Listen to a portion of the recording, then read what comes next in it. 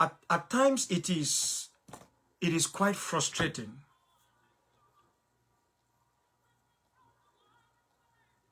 When I sit and I see the things that are happening to our people. And I try to find a means to understand why the state party in particular has come to the conclusion that the way you solve a problem, so problematic, so endemic, a problem that is not just political, it is something that deals with the survival of everybody, including their own survival. It's not to settle for peace, sit on the negotiating table face to face and find a solution.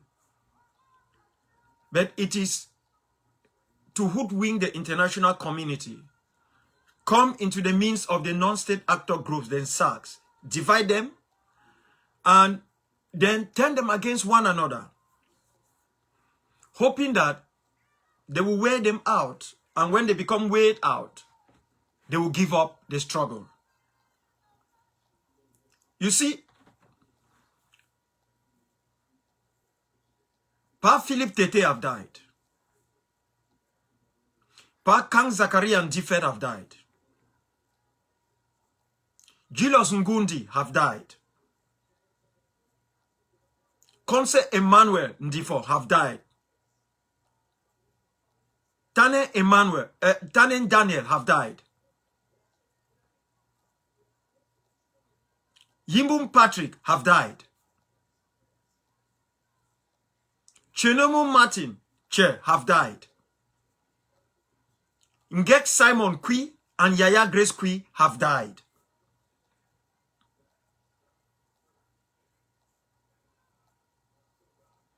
Fai Lawrence Yaounde have died and even buried in Soa.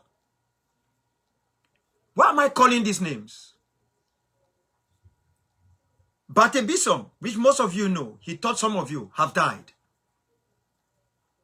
It is a very long list of people who died before 2016. And they died for nothing else but this struggle. And despite their death, despite the pain in the hearts of their loved ones, their families, their kids, their grandkids, their wives, the struggle never fizzled out. It never died. It never died.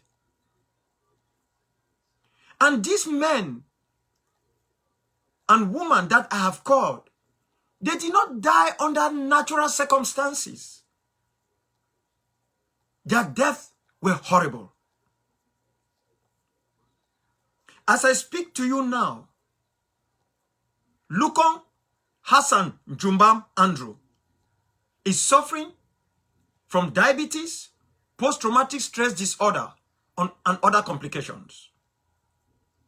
Edwin Jumven, who was just above the teenage age, while rearing cows in Kumbu, when he was kidnapped and taken to Yaoundé. First, they forced him to have sex with ladies from La République du Cameroon.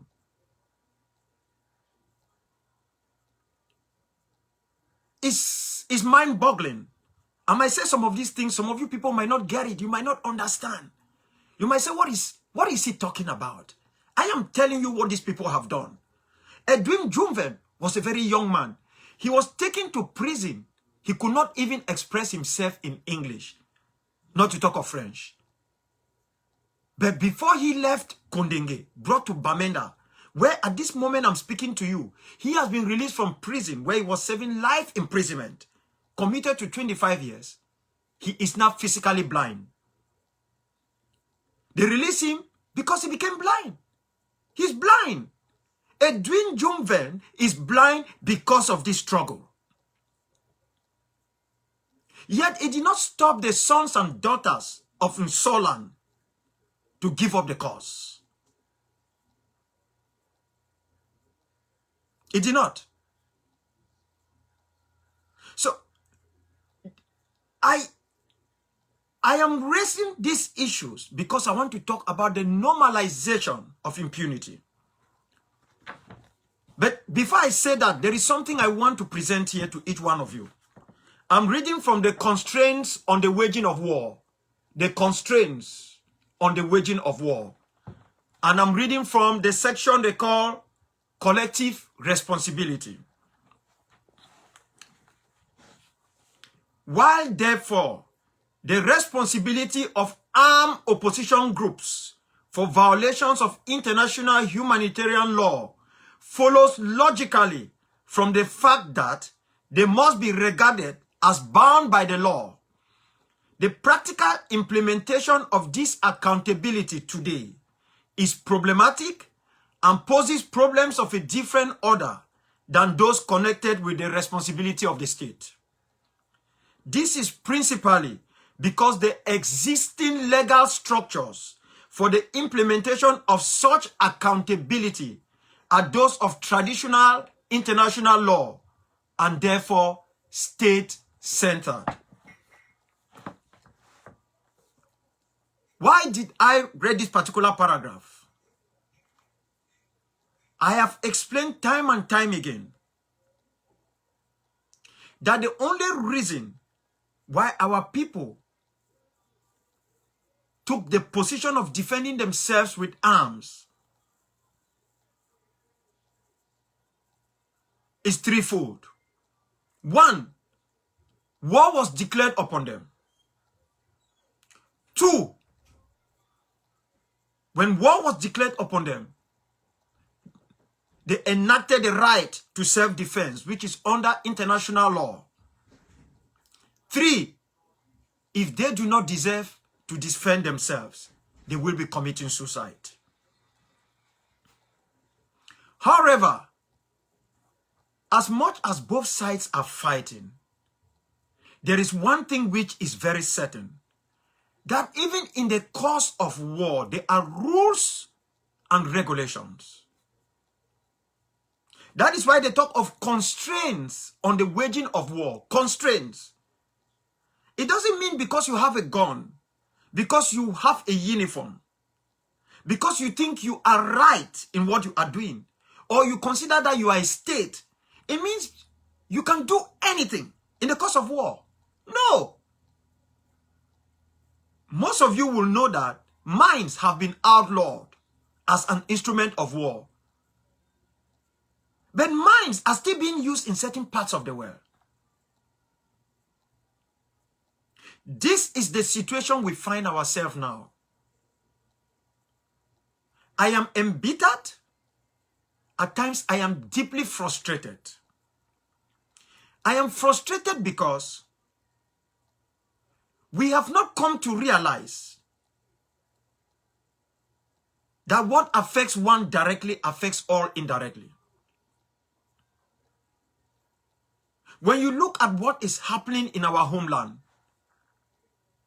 and you begin to see this idea of, you did it, I did it. And all of this argument, it's on the basis of the suffering of the people. The people that La République du Cameroon continue to pretend that they love them more than us. The people that we, who are fighting, say we are fighting to defend them. At the end of the day, these people become the casualty. They become the ping pong in this war of liberation. Yes, there is no doubt that people must pay sacrifices before they achieve freedom. But it depends on how those sacrifices are being paid. Because if you look at this particular nature of this war, and you see what the state party is doing, I gave a simple example. How could you call yourself trained soldiers, you go into a particular land, kill an individual, and then you desecrate the corpse of that individual in the eyes of the entire world. Kids are watching you. Just look at the treatment they gave to Ayike's corpse. Can any of you tell us what happened to Ivor? They carried Ivor's corpse to Yaoundé. It became something for a parade. What military, what decency, what civilized military will do this? Who is that civilized individual who would treat the corpse, the remains of an individual, no matter what circumstances? In this United States, even if you have killed 1,000 people, you are sentenced to death. And you are put on the gunner, on the electric chair. The moment you are dead, they cannot parade your corpse. If your family is not there to take responsibility, the community, the county, will take care of your remains.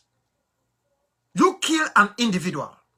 If this is not so hurtful, and the civilian population are watching, it wasn't an uproar, people were not angry. You kill an individual, you tie that individual on a stretcher, you carry that individual in an helicopter to Kumba. If this individual was alive and was sick, there will be no helicopter that will land in Bisali to pick his corpse, to pick him, to take him to any hospital anywhere. That is who we are. That is who we are. And every day we continue to say, oh, they are young men carrying guns, they are fighting to defend themselves, they are doing this. Look at the treatment you give to a corpse. What lesson do you want the civilian population to learn from? There are children as young as 5 years old who are watching what you are doing. You put his corpse on a stretcher. I can't understand. This is insanity at its worst. So what are you trying to train? What training are you giving to the rest of the population? What training? A people who can desecrate the corpse of another people do not deserve our respect, do not deserve our love, do not deserve anything from us. When one is dead, the final word is, let us go and pay our last respect. That is what is normally said. You cannot kill an individual. You guys are not different from the forces of Yomi Johnson, that after killing Samuel Kanyong Do, his corpse was pulled all over the place. No, that is not an act of war. It is an act of bestiality. Only beasts can do these things. Only beasts. Look at what is happening to our land.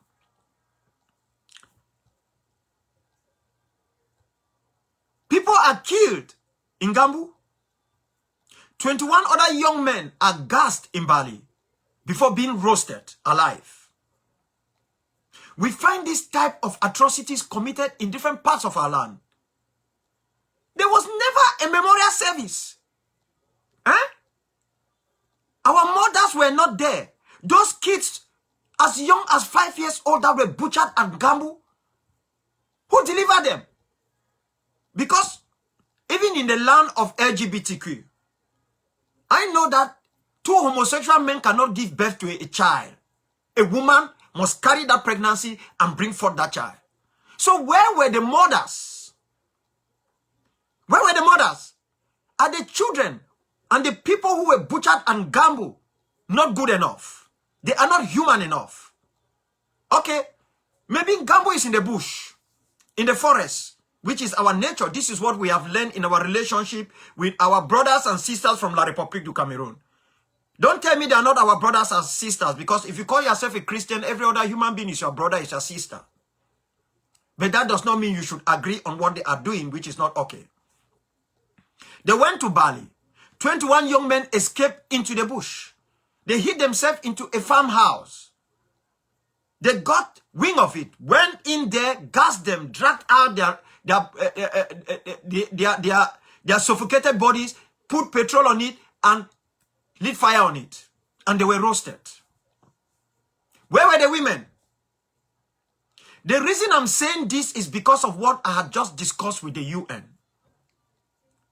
It comes down to what happened in Kumba. And this funny game that I continue to see happening around Victoria at Bonadi Combo, my four. It comes down to that. Eh? So, what is going on? The question I want to ask is, they said they went to Kumba, they killed children. The children were studying on Saturday. And they are now saying the military of La République had gone to Kumba, asked children that study only on Monday, don't come to school on Saturday. Even if the children wants to catch up for the time they said they have missed. They should come only on Monday so that they should break the backbone of the ghost towns. And yet they say they love the kids. Now it has become you did it. No, it's not you, it's not you who did it, it's you who did it. The kids are dead. Eh? Now we've had a memorial service. We go back to normal. Memorial service have come and gone. People have prayed. There were even Ambazonians out there who were inviting others to come for memorial service. So after that, what next? What next? Those children are not coming back. None of you was Jesus to resurrect them, to live their life. They are gone. They are gone. Just like those in Gambo, those at Sandpit, those in Bali. Those who have been slaughtered and murdered all over our land. They are gone. So what next? You become like the Republican senators in the United States. That even when they slaughter children at the eve of Christmas, these are people who are telling us that they are Christians, evangelical Christians. They slaughter children at the eve of the remembrance of when Christ was born. They come into the Senate floor. These men respect the gun better than these children. They cannot fight for gun safety because they are taking millions, dollar. The dollar becomes more important to protect than to protect the life of other human beings. This is the same thing we are doing in Ambazonia. The same people who come and tell us that they are protecting our people are the ones slaughtering our people.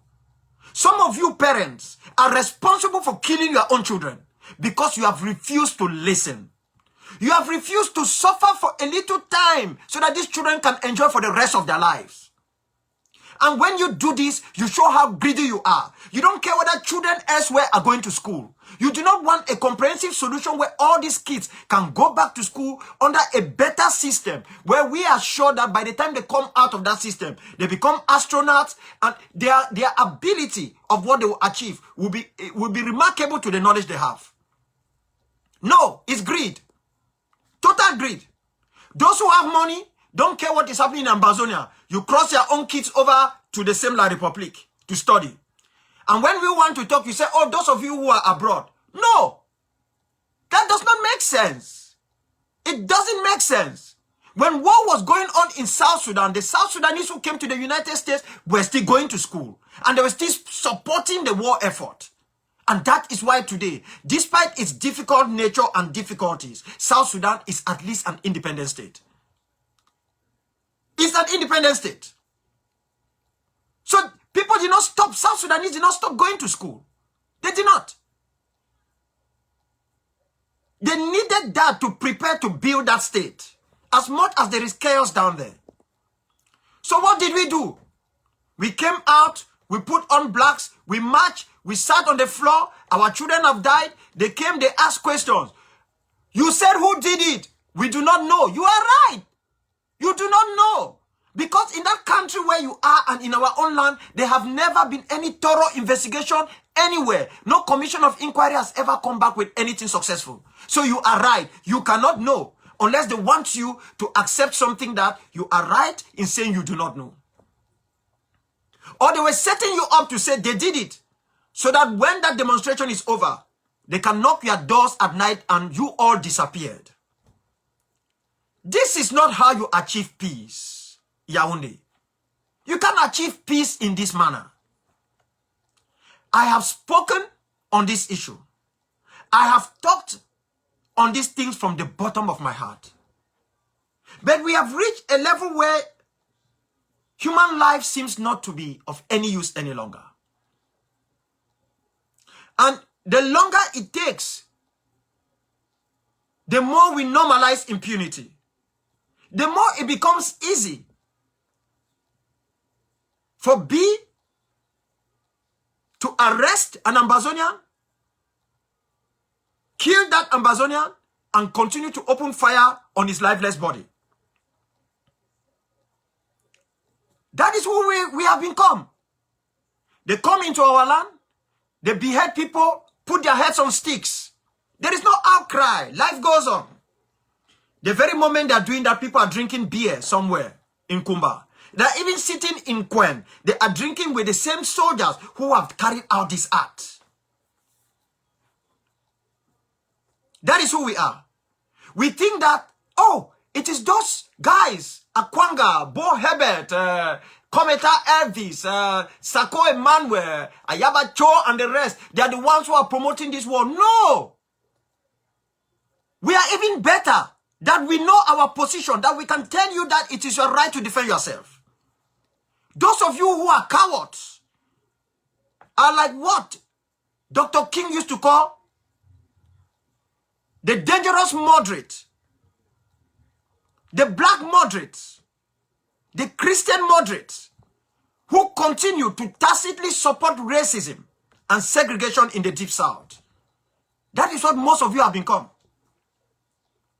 Oh yes, exactly. You no longer want a comprehensive solution. You have created a situation where education now in our homeland becomes something for the elite. At the time children in Victoria are going to school, what about those who find themselves in Mundani? There's no school there. Are those children in Mundani, those in Bonadi Combo, those in Victoria Tico, are they not the same kids? Are they not children born of women? Do they not deserve education? Have you people sat and realized that a comprehensive solution will give equal opportunity to every child all over the territory of Ambazonia? Those Indian, Mbonge Mateke, Ekumbe Mbunji, all of those children, Ako, that they should have equal opportunity. It should not be those in Kumba Town, Victoria, Tiko, Boya. No, we cannot create this type of system. It is not going to work. It will not. So when I come out, I said, we are not opposing the education of our children. We are saying that this is one of the reasons why today we are at war defending ourselves. If we truly want these children to go back to school tomorrow, let both sides sit on the table and use this as priority number one to discuss on how could these children go to school, one, under a securely safe environment. Two, under an accepted educational system. Three, to study under well-arranged structures, not under trees. Or roofs with holes, with rain pouring in or scorching heat, meeting them in class. We have treated our kids like pigs and goats for a very long time. That is the way we treated them. We have never shown any respect for them. We have not.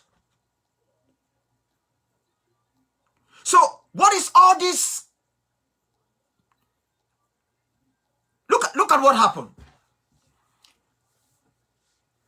The restoration forces, we have never taken full control of Victoria. That is true.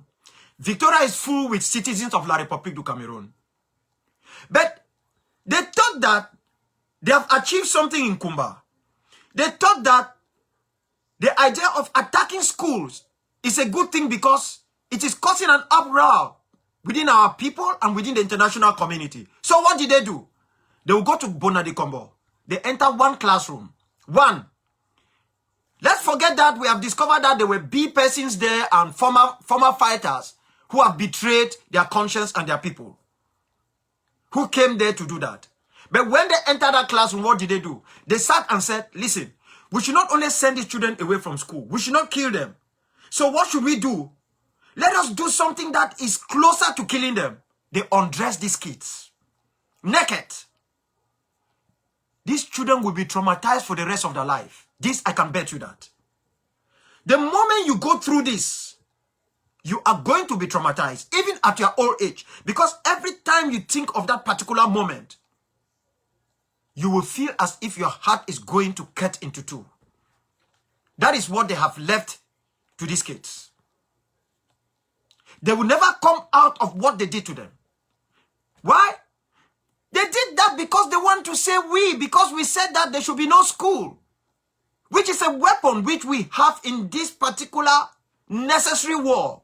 So they are looking for, what can we do to turn the people against their own people? It is not going to work. The Bafun people say Zikafa. That will not work. You cannot achieve peace by creating all these little tricks. It's not going to work. I have spoken before about the necessity to respect international humanitarian law. I have said that whether you belong to Sokadef or which group, whatever you do in the field,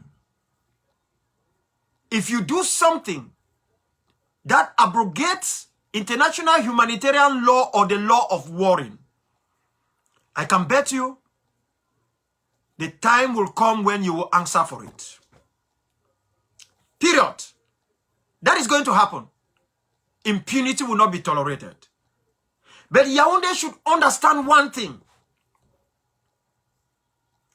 As much as you are fighting yourself, you are thinking that if you have to make peace with the Ambazonians, it means you will be reducing yourself, you will be ridiculing yourself. No, you will not be doing that. You will not be doing that. You will be showing the highest respect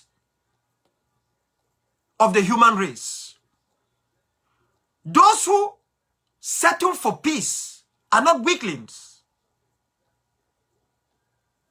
They are mostly the strongest, the most committed and the most devoted. Because why? It is easy to fight a war, just as it is easy to start one. But it is very difficult to settle for peace.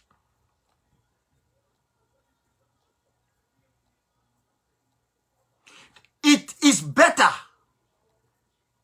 We have suffered enough. We have suffered enough. But the question we should ask ourselves is, are we looking for normalcy? Is that what we are looking for? People are telling me they have suffered enough. Our people have suffered. Oh yes, they have suffered. I know that. Our people have suffered. And they continue to suffer. But if all of us have truly focused our energy, we would have long ago cut down this suffering. We would have done that. Oh yes, we would have done that. There are some of us who have never called for an armed struggle. They have never donated for an armed struggle. But the words that have come out from their mouth and their individual actions have killed more of our people than the bullet.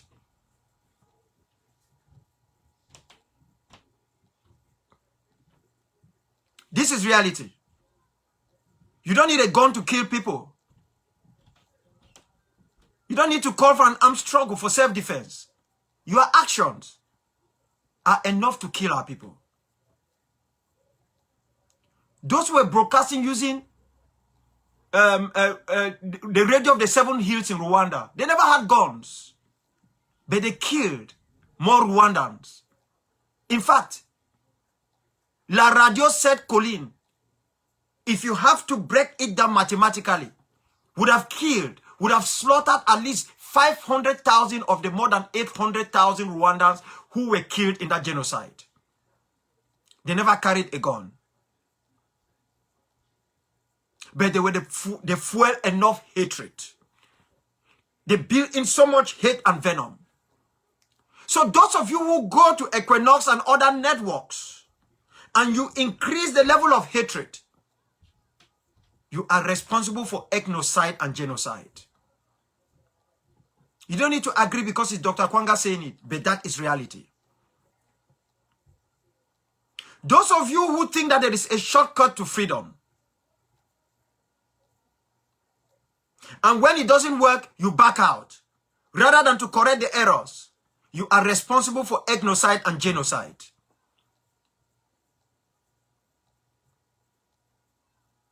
I want these kids to go to school. I want everyone in our homeland, every one of our national, to pick up the mantle of their lives. But that does not mean I want normalcy. It does not mean I want us to go back to something similar to what brought us to where we are today. In a nutshell, when even an earthquake destroyed property, when that property, new ones have to be constructed, they make sure they are more solid and more sophisticated. There is no single Ambazonian, no true Ambazonian who will ever settle to go back to that system as it is where we were in it. And that system will not tell us which other system will be good for us. We must be the authors of our own destiny. We have said we are ready to sit and talk about that.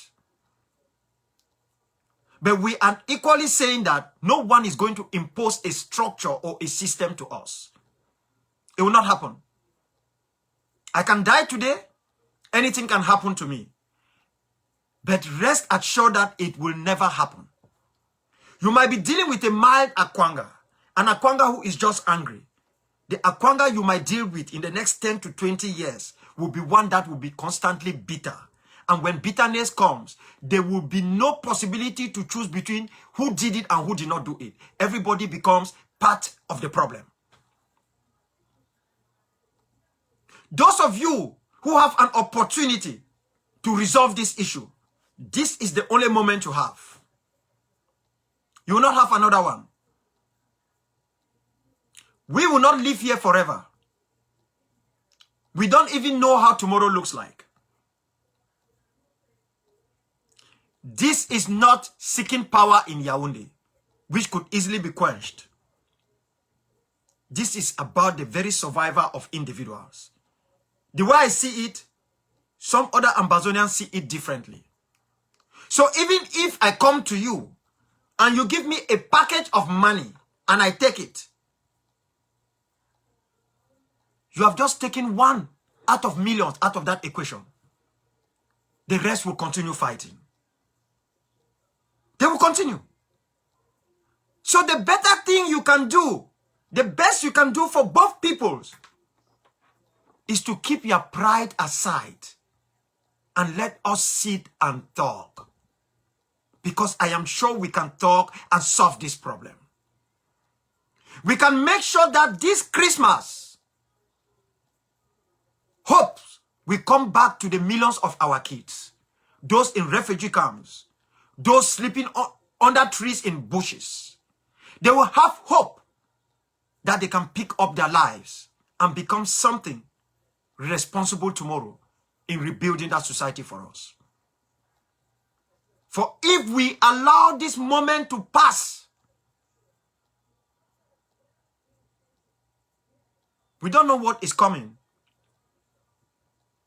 It is easy to fight a war with a purpose, but don't push anyone to fight a war under frustration, because a frustrated warrior is extremely dangerous. A frustrated warrior is extremely dangerous. When that warrior becomes frustrated and doesn't see a glimmer of light even at the end of the tunnel, they can do anything. On both sides, the fatigue of war will not affect our people. It will affect everybody involved in this war. So, nobody should tell us that they love our kids more than us. Nobody. There are Ambazonians here who have children down there.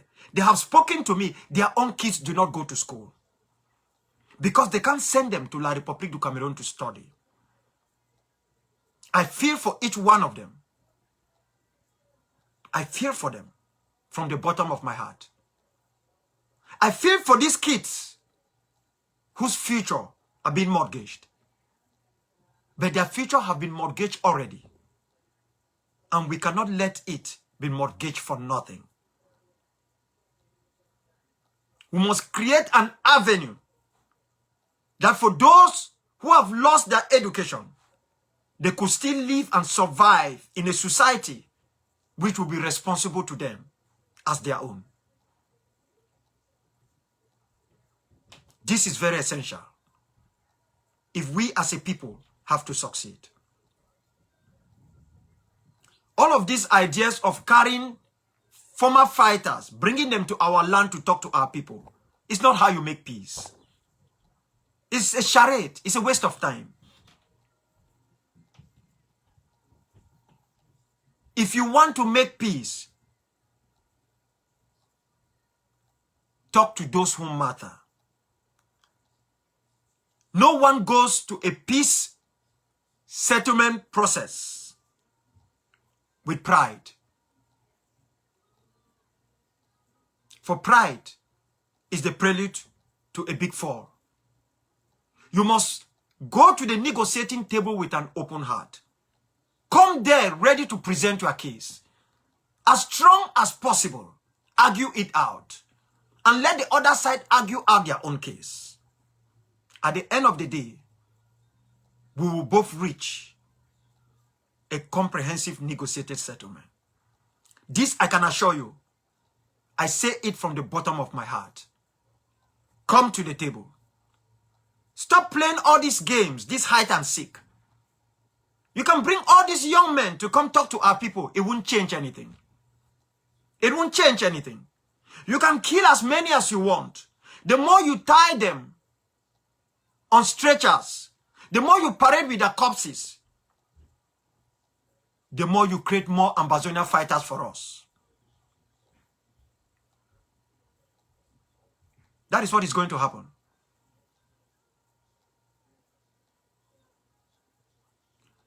And one last thing. I want to thank our moms, our wives, our sisters for coming out. This, I say it from the bottom of my heart. I thank them for the difficulties they have gone through, the hardship they're suffering. They have seen so much and they continue to see so much. We knew that God made man before creating a woman.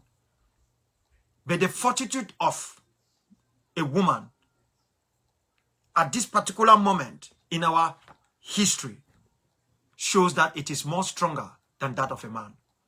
I thank each one of you.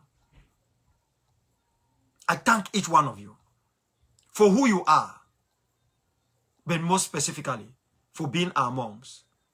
And I can assure you that we will never want to do anything directly or indirectly to hurt any of you. We will not get involved into anything that will make you weep and cry. That is why we sing every day, sweet mother, we will never forget you. We love each one of you for the suffering, for the hardship, for the pains you are going through. You are being raped. You are being molested. You are being maltreated. You have suffered so much. I am only wishing that we can create a society where we could recognize your strength, your hardship, the persecutions each one of you have gone through. A society where you, our moms, our daughters, could truly become our leaders of that society. We need you people to stand with us, to help us to continue to do what is right. We need each one of you to speak to us without any fear. Just respect. We need you to pour your heart to us. Mama, to each one of you. But we equally beg you to understand where we are coming from. And that we will never do anything to hurt any of you. I say this from the bottom of my heart. We will never do that. We all love you. We all. Even as we argue amongst ourselves. Even as some of us fight over crumbs. We will always love each one of you. You are the cornerstone of our hearts. Without each one of you, we will not be here. I can recall how much my own mom suffered. I have lost 11 people from my family. I've never been there when they have been buried. I know how much my aunt suffered, my mother, my cousins. I have seen their suffering. I've seen their fortitude. You carried us on your back when you are trekking more than 8 miles to go to the farm, to till the soil and plant. You come back, you cook for us. You go to the market, you sell, you put your money together. You send some of us to St. Joseph's College, Sase. Because you want the best for us. Mother, sweet moms of AMBAZONIA, you have suffered enough. We are your kids. We are just trying to make life more better for you. We want you to live in a society which will be good for you. We love each one of you. We know very well that when times are hard, our dads will always tell you, look at what your son is doing. Look at what your daughter is doing. But when there are good times, the dads will take ownership of that son or daughter. Yes, Mama, we know each one of you. We know how much you have suffered and continue to suffer. And there is nothing that we will be able to do that will ever pay you except our love and respect. We are just trying to make things better, not just for us, for each one of you, Mama. For the 9 months that some of you suffered in carrying us. That even to give birth to us, they have to trek miles or carry you in trucks because there is just no way to reach the hospital. That even to give birth to us, you have to suffer. You gave out so much blood. They have to rush to the neighboring village to look for somebody to bring out blood to donate to you. Mama, we know you are suffering. We will never hurt you. We will never hurt you. Only a child who have lost his or her ways doesn't understand your importance, Mama. That is why we call you all Mama AMBAZONIA. We call you the mothers of the Southern Cameroons. The mothers of Africa. You are special to us. You might beat us. You might shout at us. You might even get angry. But the moment we are hiding beside the house, you will think that my son or my daughter have not eaten.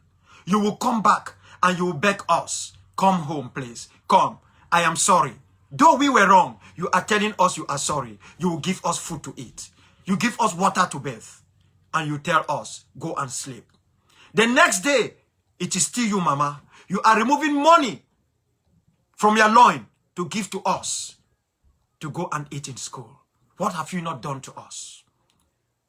You made us who we are, strong men. You made us who we are, courageous women. You created us.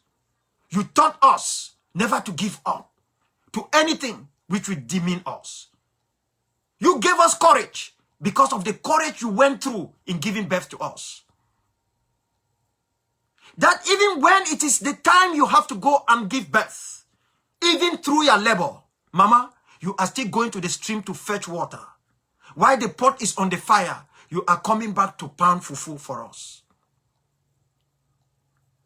How many other moms can be like you? How could anyone think that we want to hurt you? Or hurt the children that comes out from your womb who are us? How could we do that? How could we? We'll always love you. If there is anything we have done, mothers, forgive us. Pray for us.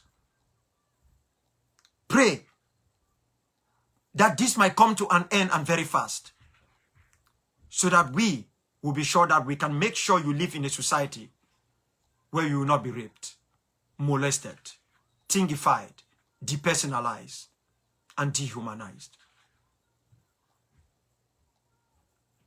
You will always remain our moms. We thank you for everything. And for every child that is closer to you, let them play you sweet mother, so that you remember that we will never forget you.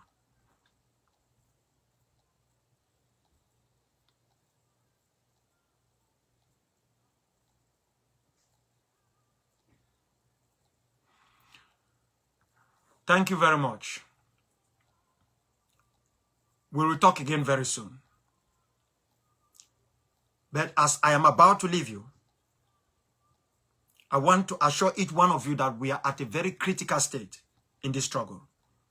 I do not use that word critical lightly. We are at a very critical state. And when I come here next time, I'll be talking about the state of the struggle. It will be for each one of you to listen and do what is right. Or don't listen and you let the roof tumble on each one of us, including you.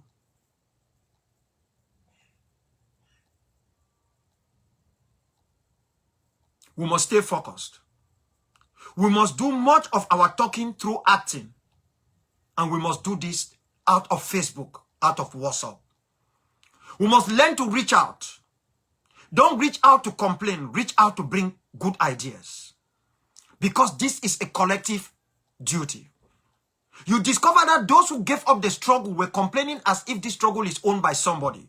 As if they were employed, they were employees of somebody. Because the masters failed to pay them their salary. They abandoned the job and went to work for somebody else. No, that is not the attitude of a freedom fighter. This is your war. This is your fight for freedom. Own it. If Akwanga is faltering, you don't falter. Keep going.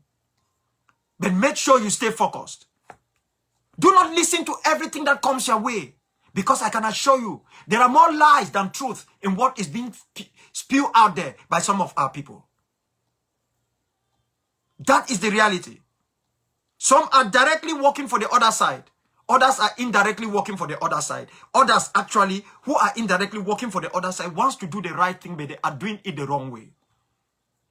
They even use this platform to expose secrets of the struggle. No. Question every action and every word. But don't drop bitterness into it. If you think there is something that is worrying, reach out to that individual.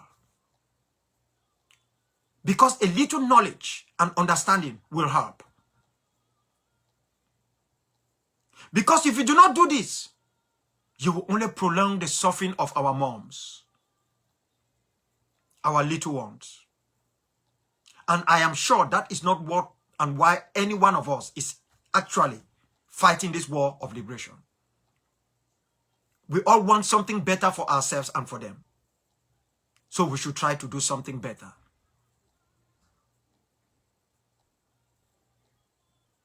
You each have a role to play. Your role could be positive, your role could be negative. But the decision on the role you want to play is directly yours. It's not mine. It's not that of any leader. It is yours. You decide which part of history you want to belong. You decide. It's like a coin with two faces. Where you want to belong depends on you. But history will judge each one of us. But let it not judge you negatively. That you were responsible for the suffering of our moms, our kids, our little ones, and our dads. That you were responsible for the desecration of our homeland. Then even your generation will live to regret.